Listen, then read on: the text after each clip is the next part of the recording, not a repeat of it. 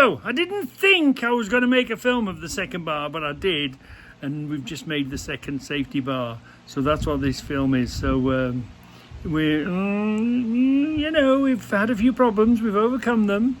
I did level the bar up, and I've tried to make the film as short as possible. You know me. Try and make the shortest film as possible. So the second safety bar is now in place. Enjoy. The thing with welding is you don't do it very often, so you're not very good, but I've done one shaft, haven't I?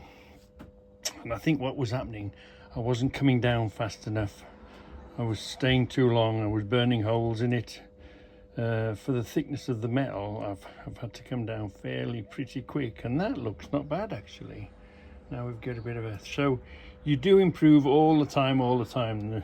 Just because I do it bad doesn't mean you'll do it bad, and just because you do it bad in the first place, it doesn't mean that you won't improve. And oh, I've done something. Oh, what did I do? Oh, I'll do that again. So yeah, it doesn't always look as bad as you it's sort of hand-eye coordination type thing. And it's bish bosh bash. We're on to the other one now. We're on to the next section. Bish bosh bash. We're making one of these easy. As we say, this one's not quite so easy because they're not cut quite so squarely. They look okay that way. Yeah. And they look okay this way. So let's see what we can do. We can build and fill that gap, can't we? Let's see what sort of a wow unholy mess we make of this. So we came down the side here, didn't we? We strengthened this, strengthened that, did this together here. All we have to do now is come down here, and I don't think we'll be blowing a hole because we've already strengthened this edge and this edge. It'll be just welding this together now. Let's see how we get on. Well, that didn't work. We completely lost the line, didn't we?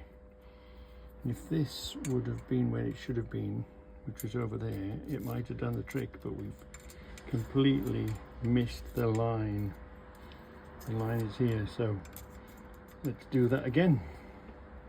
Don't tell me I've completely missed the line again. Oh, I've gone over to this side now, haven't I?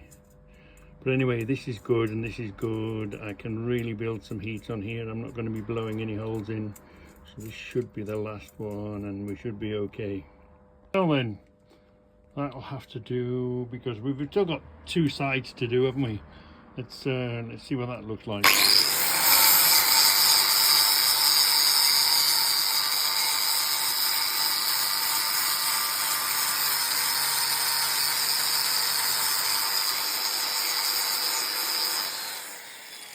That'll do. That's perfectly adequate for what we want to do.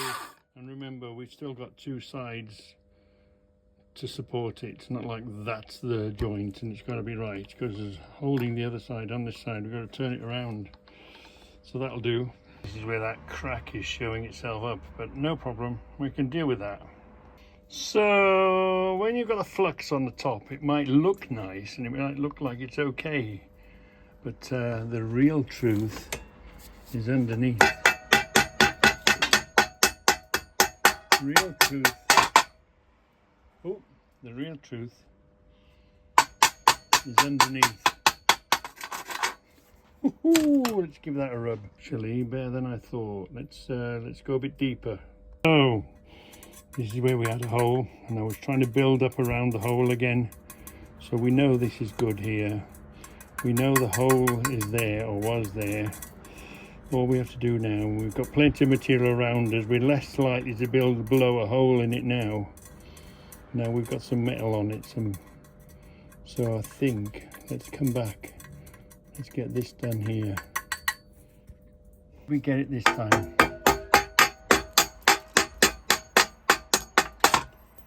Whoops, hold on a minute. Look, same again, look, we did that, but let's come down here now. This is strong, we're not going to blow a hole in this. Let's really settle a nice big puddle in here and just follow this down and fill it in. That's a blob. That's a blob in extremis, that is. Let's see. That's connected those two pieces together without a doubt. Yeah, it'll do. Because this is only one of 3 edges, but I'm happy to leave that.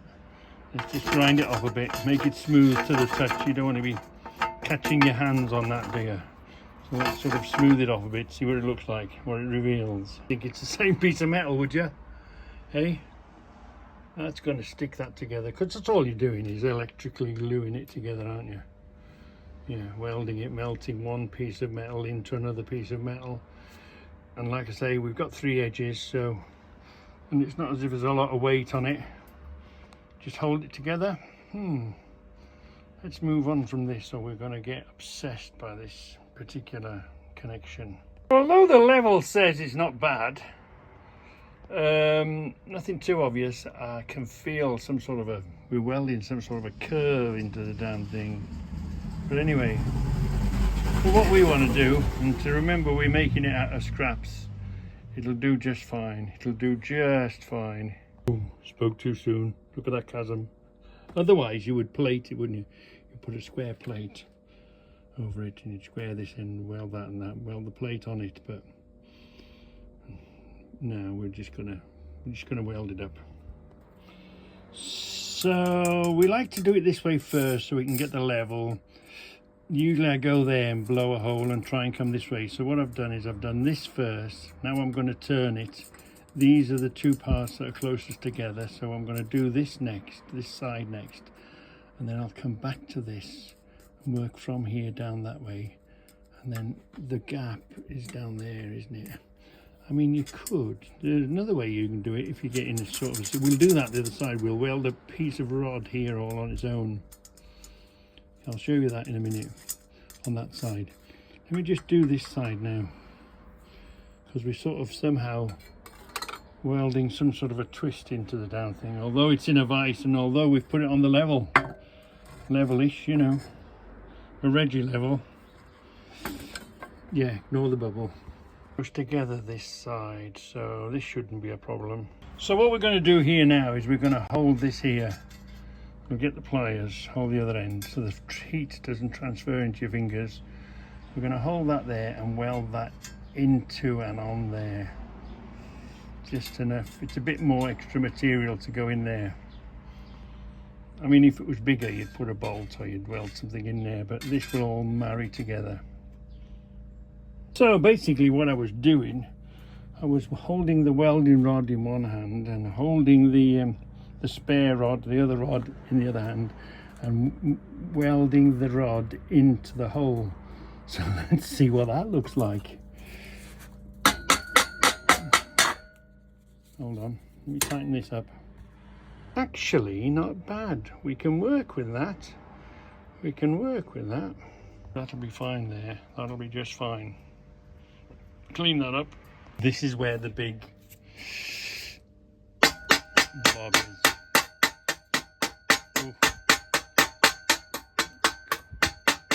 That's quite a blob to get rid of, isn't it?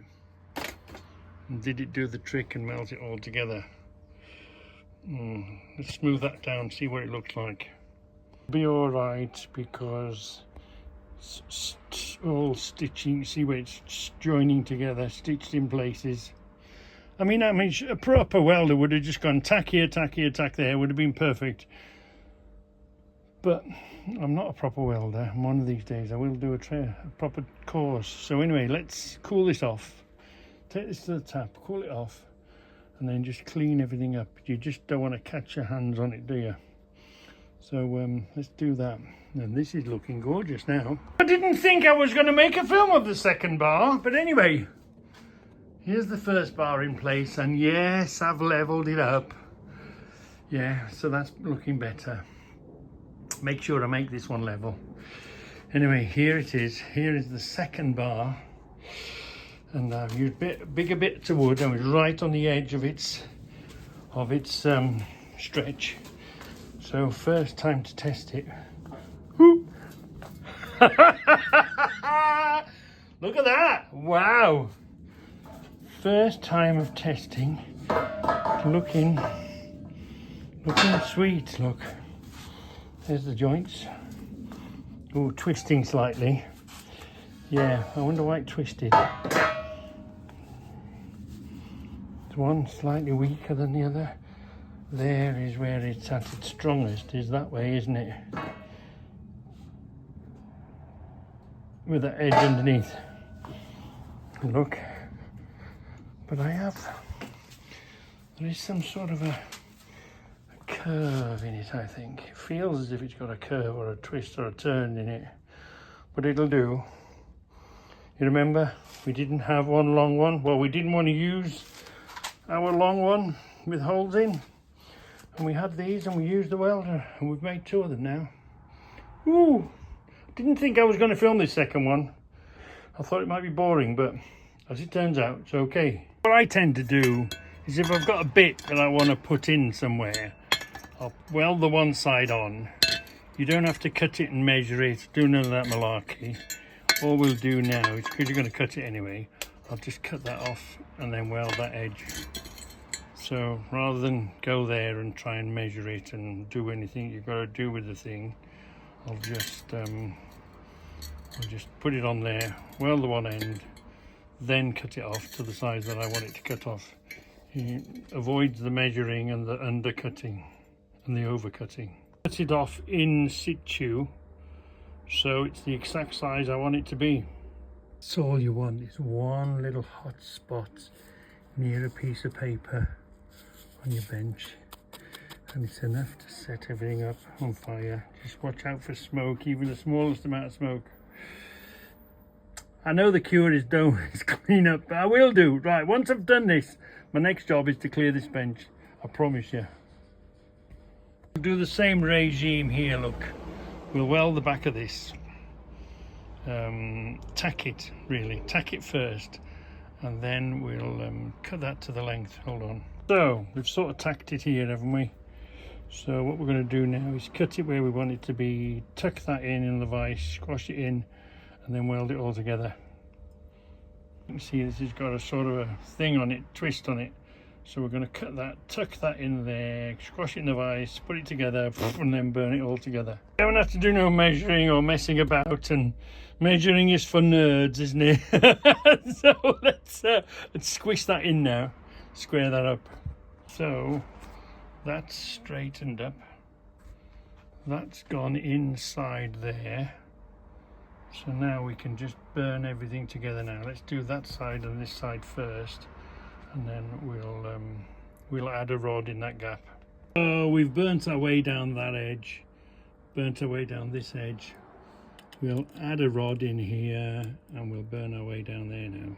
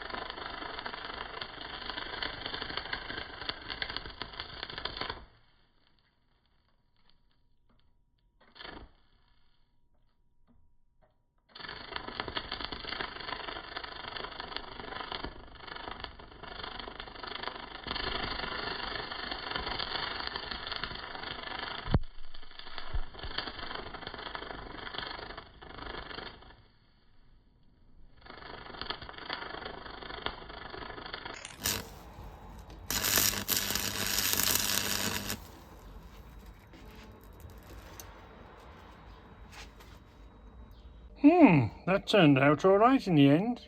It's all going to be underneath. You won't see it. Don't matter. It's just stuck together. That's what matters.